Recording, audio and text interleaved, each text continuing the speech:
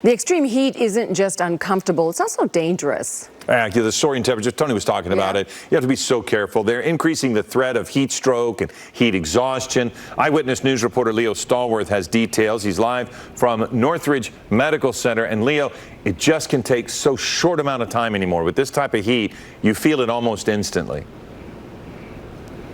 Well, I got to tell you, Philip, I talked to an emergency room doctor here at Northridge Medical Center. We're just outside of the emergency room, mind you, and he basically says it can sneak up on you very fast without you even being aware of it.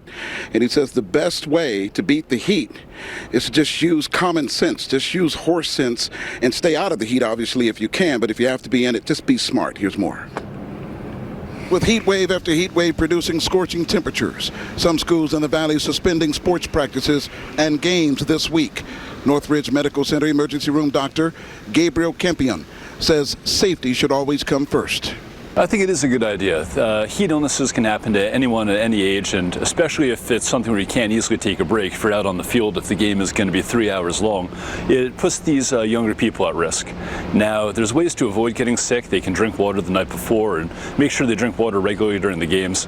But still, once it gets above 100 degrees, anyone at any age, you can be at risk for getting dehydrated and sick pretty quickly. Are you folks seeing a lot more emergency room patients suffering from heat exhaustion or heat stroke during these heat waves? Yeah, we are. Heat exhaustion more than heat stroke, where people start to get nauseous, vomiting, just feeling pretty dehydrated. The doctor encouraging families to check on their elderly loved ones who can face a lot more danger from the heat. Or senior citizens, where they're in a house, their medicines may not help them respond to the heat as well. They start to get sick if they can't get out or if they don't have people checking on them. The doctor explains the signs of heat exhaustion and heat stroke. To heat exhaustion, people become very sweaty, they'll become very tired, they'll feel very weak, they might feel a little bit dizzy, you'll have nausea and vomiting. Sometimes people say they even get this really bad headache with it.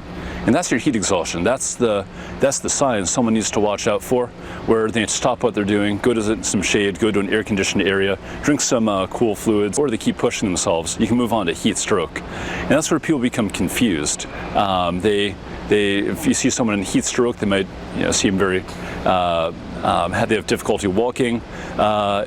They have confusion. If it becomes even worse, eventually people can have a seizure. It can become a very serious, life-threatening issue once people get heat stroke. And obviously you want to avoid the heat if you can, and I'm a perfect example of why you should not be in the heat. Look at me, folks.